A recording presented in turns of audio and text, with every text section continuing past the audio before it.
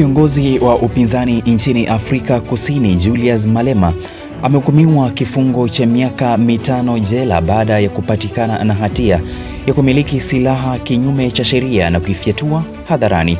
Malema mwenye umri wa miaka 45 ambaye pia ni kiongozi wa Economic Freedom Fighters alipatikana na hatia kufuatia tukio lililozua mjadala mkubwa miongoni mwa wananchi.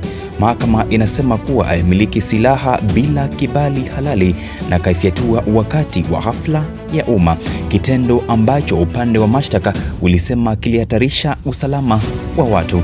Akitoa hukumu, jaji alisisitiza kuwa hakuna mtu yeyote aliye juu ya sheria bila kujali hadhi au nafasi yake katika jamii. Mahakama ilieleza kuwa matumizi ya silaha hadharani bila uangalifu ni hatari na ingeweza kusababisha madhara makubwa.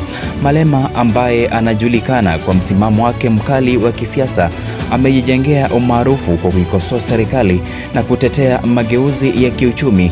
Kufungwa kwake kunaashiria hatua muhimu katika siasa za Afrika Kusini, huku likizua maswali kuhusu uwajibikaji wa viongozi. Wafuasi wake wamepinga hukumu hiyo wakidai kuwa ina misingi ya kisiasa na wameahidi kukata rufaa. Hata hivyo, wakosoaji wanasema uamuzi huo unaimarisha dhana kuwa sheria lazima iheshimiwe na kila mtu bila ubaguzi.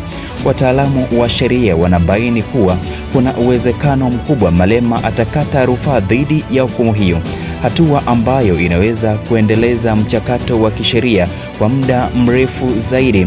Wakati taifa la Afrika Kusini likiendelea kujadili swala hili, kesi hiyo imezua mjadala mpana kuhusu uwajibikaji wa viongozi, mienendo yao hadharani na uhuru wa mahakama.